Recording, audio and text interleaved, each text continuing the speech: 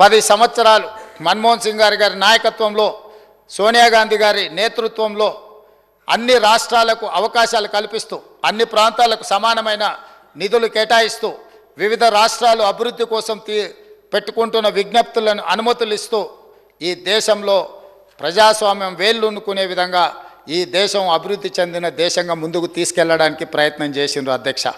ఆ స్ఫూర్తితో ఈ దేశంలో ఈ దేశమే ప్రపంచానికి ఆదర్శంగా నిలబడుతున్న సందర్భంలో 2014లో భారతీయ జనతా పార్టీ నరేంద్ర మోడీ గారు ఈ దేశానికి ప్రధానమంత్రి అయినారు.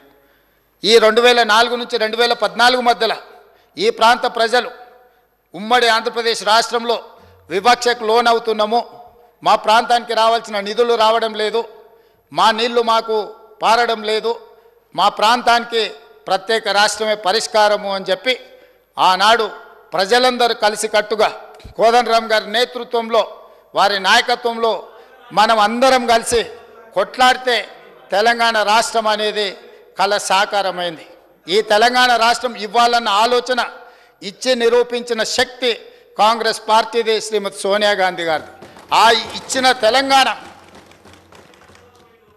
అభివృద్ధి చెందిన రాష్ట్రంగా ముందుకు జరగాలి అని, ఆ రాష్ట్రం అభివృద్ధి చెందాలి అని అంటే ఏమేమి అనుమతులు ఇవ్వాలనో చట్ట రూపంలో ఆంధ్రప్రదేశ్ విభజన చట్టం 2014 స్టేట్ రీఆర్గనైజేషన్ యాక్టులో స్పష్టంగా ఈ రాష్ట్రాన్ని అభివృద్ధి చెయ్యాలి అంటే బయ్యారంలో ఖమ్మం జిల్లాలో ఉక్కు కర్మాగారం నిర్మించాలి, కాజిపేటలో రైల్వే కోచ్ ఫ్యాక్టరీ నిర్మించాలి, IIITలు ఇవ్వాలి, ట్రైబల్ యూనివర్సిటీ ఇవ్వాలి, IIM ఇవ్వాలి, సాగునీటి ప్రాజెక్టు అయిన జాతీయ ప్రాజెక్టు ఇవ్వాలి, ఈ ప్రాంతంలో 4000 మెగావాట్ల NTPC పవర్ ప్రాజెక్టు నిర్మించాలి. ఈ ప్రాంతానికి ఏమేమి కావాలనో క్షుణ్ణంగా ప్రతి అంశాన్ని పరిగణలోకి తీసుకొని రేపొద్దున ఎవరు వచ్చినా కూడా మన తెలంగాణకు అన్యాయం జరగకుండా చట్టబద్ధత కల్పించి లోక్సభలో రాజ్యసభలో బిల్లును ఆమోదింపజేసి హైదరాబాద్తో కూడుకున్న తెలంగాణ రాష్ట్రాన్ని శ్రీమతి సోనియా గాంధీ గారు, మన్మోహన్ సింగ్ గారు మనకిచ్చిండ్రు. ఈ రాష్ట్రానికి తెలంగాణ రాష్ట్రం అని చెప్పుకోవడానికి గర్వంగా కాంగ్రెస్ పార్టీ పునాదులేస్తే జరిగిన ఎన్నికలలో కొంతమందికి ప్రజలు తీర్పు ఇచ్చిండ్రు, అవకాశం ఇచ్చిండ్రు. ఆ తీర్పును అవకాశాన్ని 10 సంవత్సరాలు కేంద్రంలో నరేంద్ర మోడీ గారు ఉండొచ్చు, రాష్ట్రంలో కల్వకుంట్ల చంద్రశేఖరరావు గారు ఉండొచ్చు. పునర్విభజన చట్టంలో ప్రజాస్వామ్య దేవాలయమే పార్లమెంటరీ వ్యవస్థ, పార్లమెంట్. ఆ దేవాలయంలో చేసిన చట్టాలను కూడా 10 సంవత్సరాలు అమలు చెయ్యలేదు. అమలు చెయ్యకపోవడానికి గల కారణాలు ప్రజలు గుర్తించిండ్రు. ఆనాడు చట్టం ద్వారా మనకిచ్చిన అధికారాన్ని 10 సంవత్సరాలు ఇక్కడ ఉన్న పాలకులు ప్రశ్నించకపోవడము, నిలదీయకపోవడము, రాబట్టుకోకపోవడం వల్ల తెలంగాణకు తీరని అన్యాయం జరిగింది. కనీసం ఇప్పుడైనా నరేంద్ర మోడీ గారు ఈరోజు 10 సంవత్సరాలు అమలు చేయని విషయాలను ఈ బడ్జెట్లోనైనా తప్పకుండా చేస్తారన్న ఆలోచనతో చేయాలన్న ఉద్దేశంతో మేము డిసెంబర్ 3, 2023 నాడు ఫలితాలు వచ్చిన ఎంబడే 7 తారీఖు మేము ప్రమాణ స్వీకారం చేసిన మరుక్షణం కేంద్రంలో ప్రధానమంత్రిని, హోంమంత్రిని, వివిధ శాఖల మంత్రులను, ప్రధానమంత్రి గారిని స్వయంగా 2 సార్లు ఢిల్లీకి వెళ్ళి కలిసినాం. ఇక్కడ ఆదిలాబాద్కు వచ్చినప్పుడు పర్సనల్గా కలిసి వారిని ఆహ్వానించి ఫెడరల్ స్ఫూర్తితో ఒక ప్రధానమంత్రికి ఇవ్వవలసిన గౌరవాన్ని తెలంగాణ రాష్ట్ర ముఖ్యమంత్రిగా నా విధులను నేను నిర్వర్తించిన. ఆ సందర్భంలో ప్రధానమంత్రిని నేను స్పష్టంగా చెప్పిన, మీరు ఒక పెద్దన్న, ప్రజాస్వామ్యంలో వివిధ రాష్ట్రాల ముఖ్యమంత్రులకు ఈ దేశ ప్రధానమంత్రి ఒక పెద్దన్న లాంటి వాడు, మీరు పెద్దన్న పాత్ర పోషించండి, మా రాష్ట్రానికి రావాల్సిన నిధులు, మాకు ఇవ్వవలసిన అనుమతులు మీరు ఇవ్వండి, మీ పెద్దన్న పాత్ర మీరు పోషించండి అని నేను చెప్పిన. అధ్యక్ష, వారిని పెద్దన్న అంటే నాకేమైనా వారి పదవి ఇస్తారా? నాకేమైనా కిరీటం పెడతాడా? ఇవాళ నాకు ఈ పదవి వచ్చింది అని అంటే ప్రజలు అవకాశం ఇవ్వడం వల్ల వచ్చింది.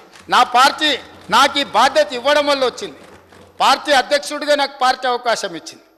ఆ అధ్యక్ష పదవితో ప్రజల దగ్గరికి వెళ్ళి ప్రజల్ని అడిగినాం, ప్రజా తీర్పు కోరినాం.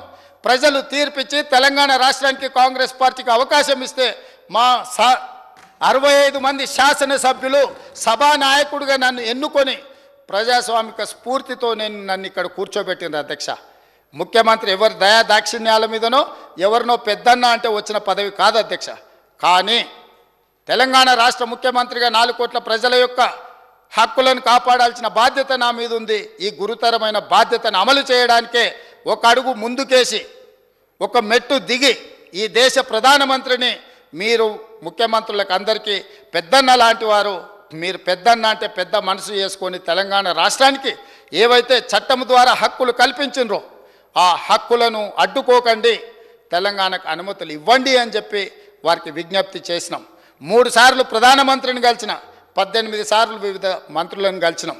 ప్రతి ఒక్కరిని కలిసి తెలంగాణ రాష్ట్రానికి రావాల్సిన బయ్యారం ఉక్కు కర్మాగారం గురించి, రైల్వే కోచ్ ఫ్యాక్టరీ గురించి, గిరిజన యూనివర్సిటీ గురించి, IIIT గురించి, IIM గురించి, మూసీ పరివాహక ప్రాంతం అభివృద్ధి కోసం, రీజనల్ రింగ్ రోడ్డు కోసం, పాలమూరు రంగారెడ్డి ఎత్తిపోతల ప్రాజెక్టు కోసం, ఈరోజు ఈ రాష్ట్రంలో జరగవలసిన అభివృద్ధి కోసం, సెమీ కండక్టర్స్ కోసం, అదేవిధంగా IT పరిశ్రమల కోసం, ఈరోజు ఫార్మా పరిశ్రమల కోసం అనుమతులు ఇవ్వండి, మీరు నిధులు ఇవ్వండి అని చెప్పి ఈరోజు వారిని కలిసి మేము విజ్ఞప్తి చేయడం జరిగింది అధ్యక్ష.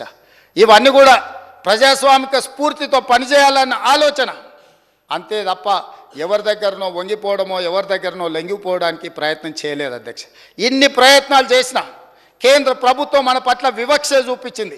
ఇది వివక్షనే కాదు, కక్షాపూరితమైన చర్య అని చెప్పి నిర్ద్విధంగా సభ ఖండించాలి అని చెప్పి ఈరోజు ప్రత్యేకంగా రోజు మొత్తం ఈ సభలో చర్చ పెట్టి ప్రతి సభ్యుడికి అవకాశం ఇచ్చి మీ అభిప్రాయాలు చెప్పండి, నిక్కచ్చిగా మీరు చెప్పే అభిప్రాయాన్ని కేంద్ర ప్రభుత్వానికి తెలియజెప్తామని చెప్పి ఈరోజు ఈ సభలో చర్చకు తీసుకున్నాం అధ్యక్ష. కానీ జరుగుతున్న పరిణామాలు మీరు చూసారు కదా అధ్యక్ష.